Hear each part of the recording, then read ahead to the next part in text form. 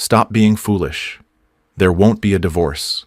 My cheating wife said, I just need one night to prove I'm still attractive to other guys. She coldly told me she was going on a date and spending the night with him. Little did she know, her words would set in motion a vengeance that would change everything. I had always considered my marriage with Amelia unbreakable. We met in university, two ambitious souls climbing the competitive world of finance. She was brilliant, calculated, and always in control. We built our careers together, her in corporate finance and me in investment banking. We had wealth, luxury, and what I thought was love. But I was wrong.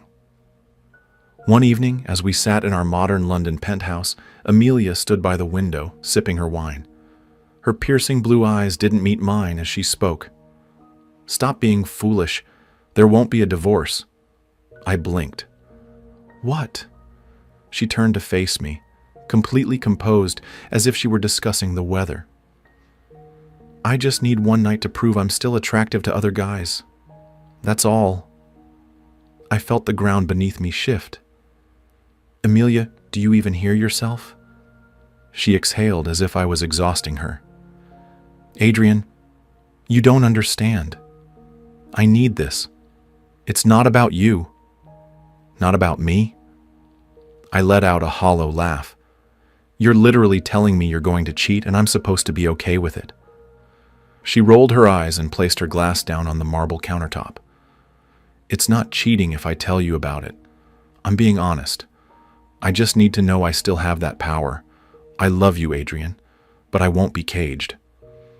I stared at her, trying to recognize the woman I married. Then, without another word, she walked to our bedroom, took out a suitcase, and started packing. Not hiding, not sneaking. She wasn't ashamed, because she truly believed she was untouchable. Something inside me snapped. She didn't think I'd do anything. She thought I'd just sit here, waiting, like a fool. She was wrong. The moment the door clicked shut behind her, I picked up my phone. Luca, I said when my best friend picked up, I need your help. Luca had been my closest friend since university. He was also a forensic accountant, a damn good one. What's wrong? He asked, instantly sensing the tension in my voice. Amelia's cheating, I said bluntly. Or at least she's about to, and I need to ruin her. Luca let out a low whistle. That's cold, man, but I'm in. What's the plan? I exhaled. First, dig into her finances. Amelia is meticulous, but she has blind spots. If there's anything shady, I want to know about it. Got it. Anything else? Yeah, I said, a slow smirk forming. Let's make sure she regrets this night for the rest of her life. By the time Amelia returned the next morning, wearing the same dress from the night before, I was already 2 steps ahead. She waltzed in, tossing her bag onto the couch, completely unfazed. See? She said, stretching her arms. No big deal. I stared at her, my face unreadable. Did you have fun? She gave me a slow, assessing look. Adrian, don't be childish. I said nothing. I just smiled and turned away. That was the moment she should have realized something was wrong. But she didn't. She had no idea that while she had been proving herself to some random man, I had been proving something else entirely. How easily I could dismantle her world. The first hit came at her job. Luca had uncovered something shocking: hidden transactions, financial misconduct. Amelia had been siphoning company money into private accounts. Not a lot, not enough to be immediately noticed, but enough to be illegal. She probably thought she was untouchable. That changed when an anonymous tip reached the firm's compliance department. I watched as she paced our living room later that night, her phone pressed to her ear. What do you mean? Flagged transactions? That's ridiculous. She was unraveling, and I was just getting started. The next day, her credit card got declined at a luxury boutique. She brushed it off at first. Probably a bank error, she muttered, pulling out another card.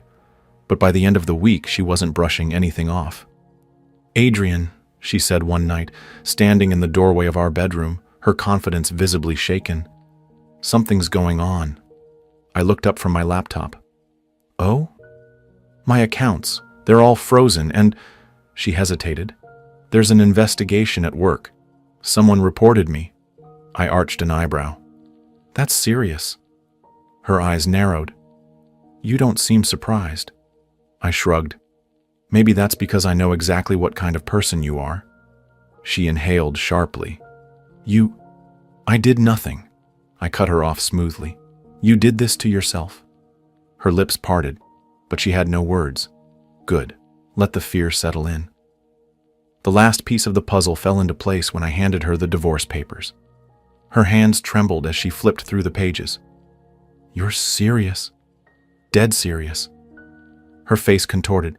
You can't just leave me. I made one mistake. A mistake? I laughed. No, Amelia. You made a choice, and so did I. Her arrogance faded, replaced by desperation. You love me. I shook my head. I loved the woman I thought you were, but now, I just want to watch you fall. And with that, I walked away, leaving her to deal with the wreckage of her own making. Amelia had spent years meticulously crafting her perfect image, a successful, respected woman in finance, a doting wife, a person in control of her life. But I had stripped all of that away in just a few days. The investigation at her firm intensified. The board of directors, once full of admiration for her, were now full of suspicion. Compliance officers combed through her transactions, looking at every discrepancy. Her accounts were locked. Her reputation was deteriorating. And now she had an impending divorce to deal with. The weight of it all was starting to show. One morning I watched as she sat at the kitchen counter, staring blankly at her coffee cup. Her nails drummed anxiously on the table. The ever-confident Amelia was fading, and I was savoring every second. Then came the real blow. Adrian, she called, her voice quieter than usual. We need to talk. I leaned against the door frame, arms crossed. About what?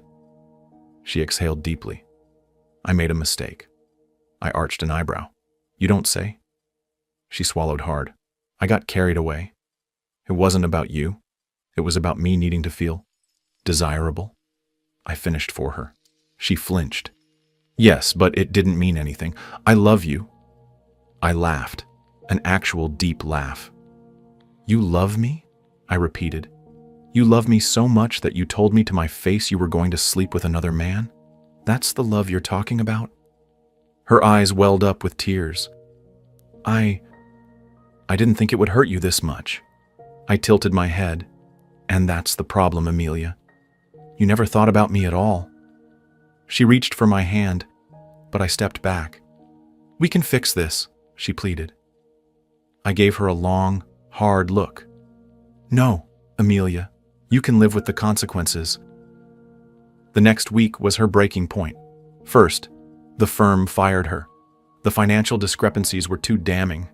She tried to deny it, to fight it, but once a scandal touches finance, there's no saving face. Then she learned that her lover, the man she had risked everything for, had ghosted her. He was just some guy who had no intention of sticking around for the fallout. But the final nail in the coffin was when she realized she had nothing left. Amelia had always assumed she was untouchable, that no matter what, she could always manipulate her way back to safety. But not this time. Because I had made sure she lost everything.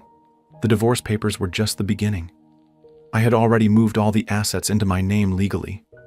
Everything she thought we shared, gone. The apartment, sold. The luxury car she loved, repossessed. Her credit, destroyed. She had thought she was powerful, but in the end, all her power had been borrowed. From me. And now, she had nothing. The day she came home to find the locks changed, her suitcases outside, and an eviction notice in my name, I watched from across the street. She sank to her knees, staring at the realization of her new reality. The woman who had everything now had nothing. And me? I had never felt lighter. A few nights later, she called me. At first, I considered ignoring it. But then, curiosity got the better of me. I answered, "Hello, Amelia." Silence. Then a shaky breath. "I have nothing, Adrian. I leaned back in my chair. Yes, I know. More silence. Then, please. I smirked. Please what? Please help me, she whispered. I almost felt bad. Almost. You destroyed me, she continued. I lost everything. My job, my reputation, my money. You... Her voice broke. You planned this, didn't you? I sighed dramatically. Amelia, you did this to yourself. I just made sure you felt the consequences. She sniffled. I was your wife. I closed my eyes, shaking my head. You were supposed to be my wife, but you threw that away for a night of validation. Adrian, she whispered again. I could hear the desperation in her voice, the raw, broken plea. But I was done. You made your bed, Amelia. Now sleep in it, I said coldly. Then I hung up. I stared at the phone for a moment, waiting, almost expecting her to call again. She didn't, and I knew. That was the moment she finally realized I was truly gone. I walked away from that life completely. I moved out of London, started fresh in Zurich. My career thrived, my personal life flourished, and for the first time in years, I felt free. I no longer carried the weight of betrayal. Instead, I carried the satisfaction of knowing that Amelia had learned the hardest lesson of all. Arrogance destroys you faster than betrayal. As for her, last I heard she was struggling, jobless, alone, and still trying to repair the damage. I had no regrets. Some people think revenge is about anger, but they're wrong. The best revenge is making them realize exactly what they lost. And I had done just that. Betrayal only stings when the betrayed holds on. But the moment you let go, the weight shifts entirely onto the one who caused it. Drop your thoughts in the comments. And if you loved this revenge story, subscribe to the channel for more.